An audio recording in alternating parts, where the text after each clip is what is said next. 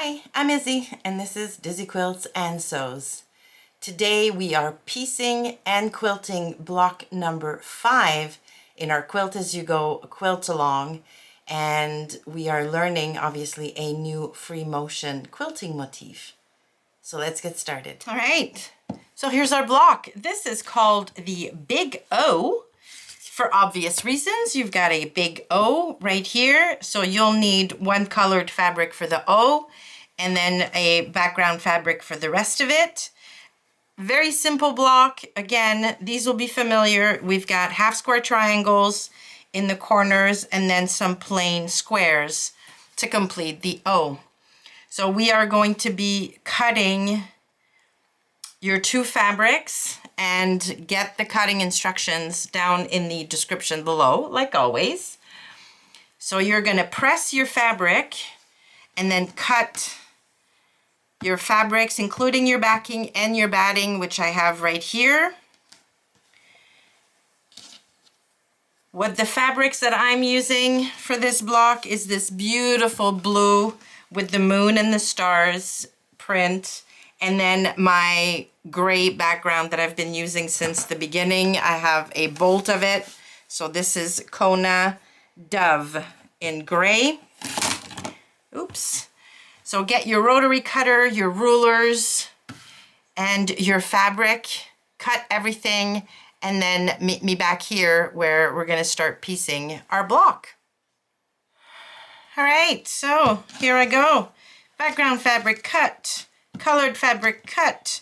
So I've got my two background 5-inch squares, my two colored fabric 5-inch squares. I've got 4 of these 4.5 squares and 1 background 4.5. And we are going to put our 4.5 squares to the side for now, because we're going to start with putting together our half square triangles. All right, you know the drill by now. We've made a ton of these. So we're going to put our fabrics right sides together. Try to line them up as best you can. There we go. Then take a ruler and mark from corner to corner right across the center. Ooh, I've got a bad pen today. Okay, there we go. From corner to corner. You can use any marking tool that you'd like for this. We're not going to see this line ever because we're going to cut on top of it in a minute. All right, now you're going to go to your sewing machine and we are going to stitch on either side of our marked line by 1/4 inch. Again, I have a 1/4 inch foot on my machine. If you do as well, you're set to go. If you do not, I suggest you mark 2 more lines, 1 line on the right and 1 on the left, about a 1/4 inch away from it, and then those will be your stitching line. So you're going to stitch 2 lines on each one of these, and then we're going to cut right in the middle and then press our fabric, and we're going to end up with 4 half square triangles. So I'll stitch my 2 lines and come back and show you what we do next. All right, here we go. So I've stitched my lines on either side of my marked line. And now I'm going to take my rotary cutter and my ruler, and I'm going to cut the pieces apart exactly on the marked line.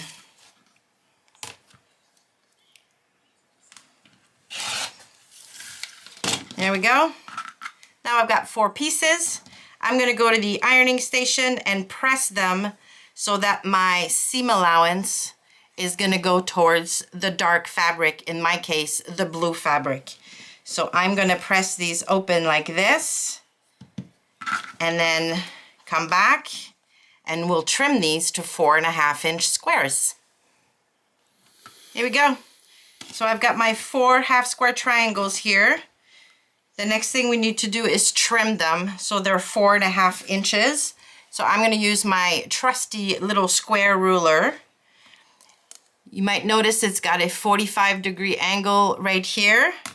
So I'm going to place it on top of my half square triangle, making sure my 45-degree angle right here, or line right here, is directly above the seam, and then the 4.5-inch area of the ruler is wholly on top of the block. And I'm going to trim to the right and top, and then flip this around, put my ruler back on now so that the 4.5-inch lines line up with my freshly cut sides, and then trim away to the right and top again. And there we go, a perfectly square half square triangle. And we're going to do this for the rest of them.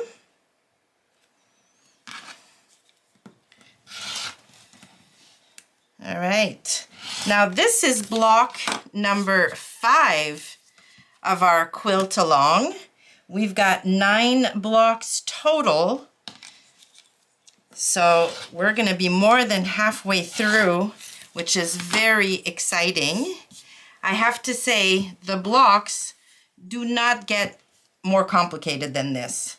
We're going to stick to very simple piecing, because really and truly, traditional quilts are not difficult, or a lot of the traditional quilts are not very difficult to piece. And if you want to have a little bit of fun, Google half square triangle quilts, and you'll be amazed at the number of different quilt designs that you can do just with the humble little half square triangle. It's amazing, and some of them look so complicated, and they're really not. They're just half square triangles arranged in very creative ways, but at their basis, they're just very simple blocks.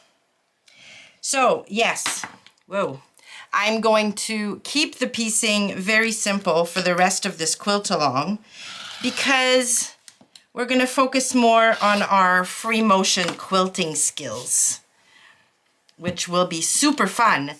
And make sure you don't miss any of the future tutorials by subscribing to the channel. All right, so here we go. We've got our trimmed half square triangles. Now let's place them so they form an O. So one in the corner here, another one here. And then we are going to fill in the blanks with our plain squares, or 4.5-inch squares. Oh my gosh, I've got fluff everywhere. Okay, look at this. We've got all of the building pieces for our big O block. So just like we've done in every single tutorial so far, we're going to piece these in rows and then stitch our rows together. So prepare your little pile for the top row, stitch them all together at 1/4 inch seam allowance, bring your row back here, press it and bring it back here, and then grab your next 3 pieces until you've got a fully pieced big O block. All right, here we go. Here's our beautiful big O block. So now we're going to make our quilt sandwich. So backing fabric face down, batting centered on top of the backing, and then our beautiful, beautiful block on top, making sure you've got backing fabric all around so that when you trim it, you're not losing any bits. There we go. We are ready for quilting. All right, I am back with the blank piece of paper, because once again, we are going to practice before we put a stitch on our block. So the design we're going to be practicing today is called pebbles, and that's because it's basically circles of all sizes. Don't have to be perfect circles. You know me and perfection. We're just going for what looks like pebbles here. So this is an 8.5 by 11 sheet of paper, so it's nowhere near as big as our block, but it can help you think ahead in terms of sizes of your pebbles and then the direction in which you're going to go as you're stitching. Now, as you're practicing your pebbles, put your pen down or pencil down and don't lift it, because when you're stitching, you're not going to break your thread and then travel to the next section to start a new section of pebbles. You're just going to keep stitching. So take your pencil, and here's how this is going to go. We're going to start off in the batting somewhere, and then we're going to make circles, and you're going to have to stitch on top of stitches. And then here we go, like just keep making circles like this and just stacking. And then I'm over here now, but I want to go and fill this gap, so I'm just going to stitch over what I've just stitched and then put a pebble in here. Go back and go even further in the corner here, and just keep it going around, putting circles and filling all the gaps. So you'll notice that my pebbles are all different sizes. They're not even perfect circles, far from it. But if your thread matches or is very light, all you're going to see on top of your block is the amazing texture of all that quilting. Now keep in mind a couple of things. Every time you go in a curve, if your hands move too quickly or not smoothly enough, you're going to end up with what we called eyelashes on the back of your block. So move your hands smoothly. Focus on being smooth rather than perfectly round. The other thing to keep in mind is size of your pebbles. We have a 14-inch square. If all your pebbles are this small, you're going to be quilting this baby for 10 hours. So start pretty big and then just fill in the smaller gaps with the smaller pebbles, and you'll be done in no time. So move your paper around and start practicing.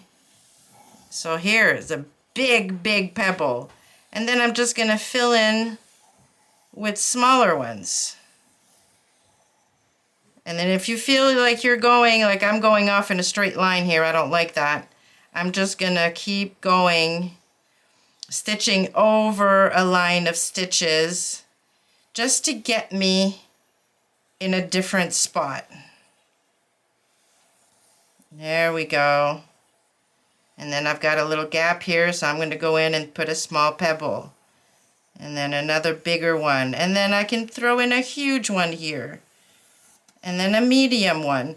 So I'm just going to keep going, just filling in the gaps. You don't have to fill every tiny space, obviously. I'm going to have like little spaces here and there that are not filled, and that's okay, that's fine.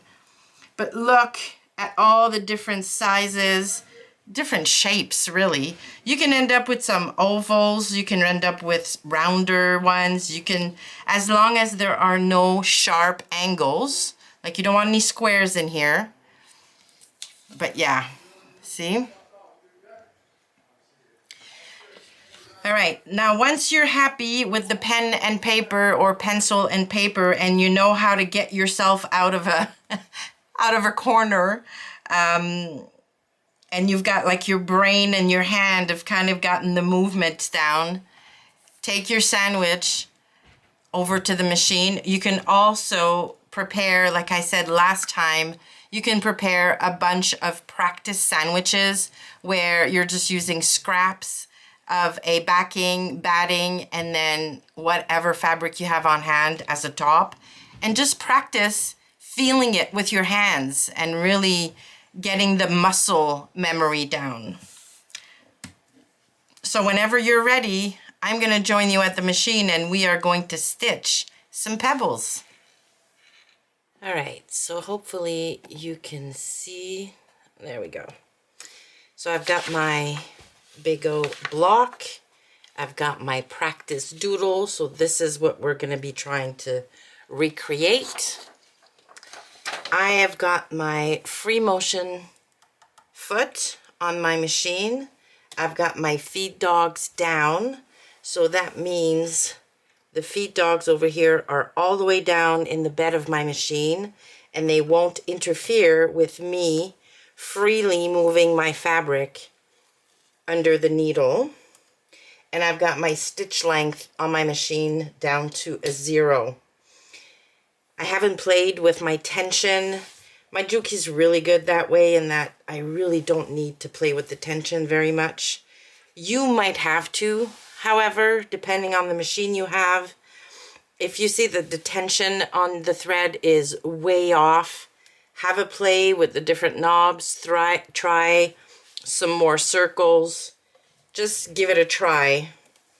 There's a lot of trial and error in free motion quilting, I have to say.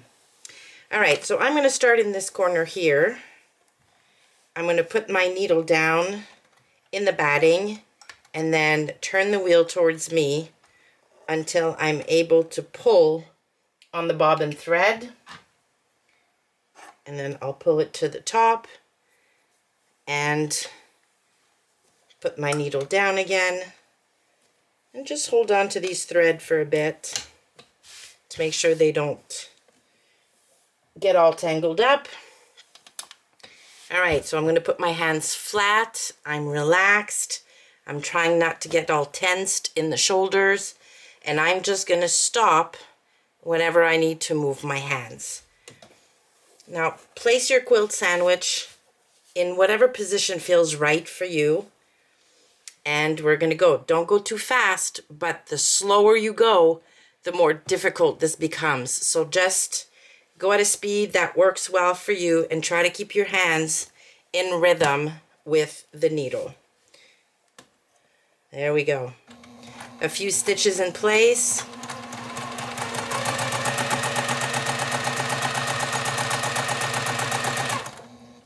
All right. Get my threads out of the way again. All right, so I've done my first full circle. Now I'm going to stitch on top of the exact same stitches I made to go and start a new pebble.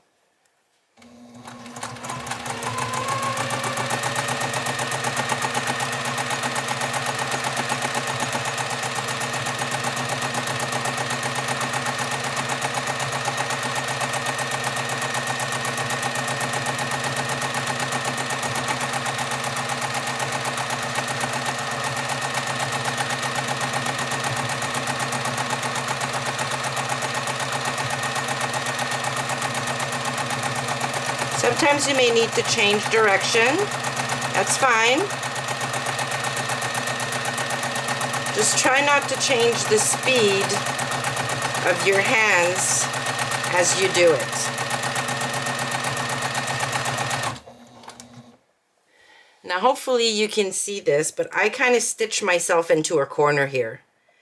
So what I could do is stitch over these stitches here to get myself out of that corner and onto here, or I could stitch right off into the batting and then travel to my next spot, which is probably what I'm going to end up doing here. So I'm just going to travel to the batting and then start a new pebble.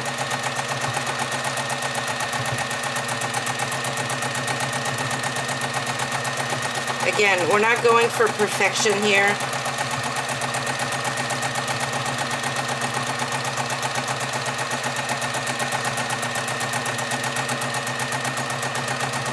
My pebbles are far from perfect. All right. One thing, if you have them, let me see if I can find mine. Hold on.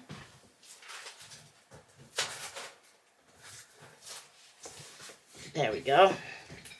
If you have machine quilting gloves or any gloves that have little grippy things on them, they really, really help when you're trying to free motion quilt, because sometimes it can be really hard to have the fabric stick to your hands. And I find that I get really, really lots of tension in my shoulders if I don't use this, and in my hands, because my hands end up crisping over the quilt sandwich.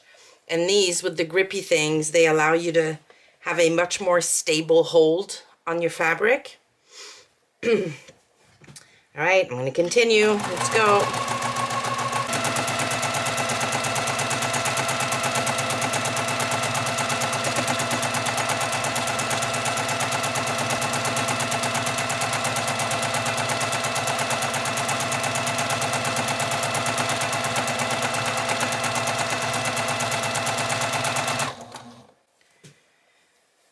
Alright, I'm just going to switch my sandwich around just to be more comfortable.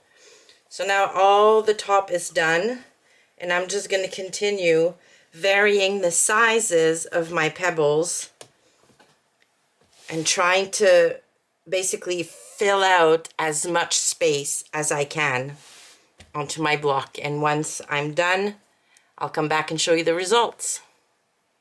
Alright, and there we go. Hopefully you can see the texture more than you can see all of the faults, because they are by no means perfect. Oh, well, hi, Bear. No, don't go and play with the camera. So there you go, the big O all quilted with pebbles. And there you have it.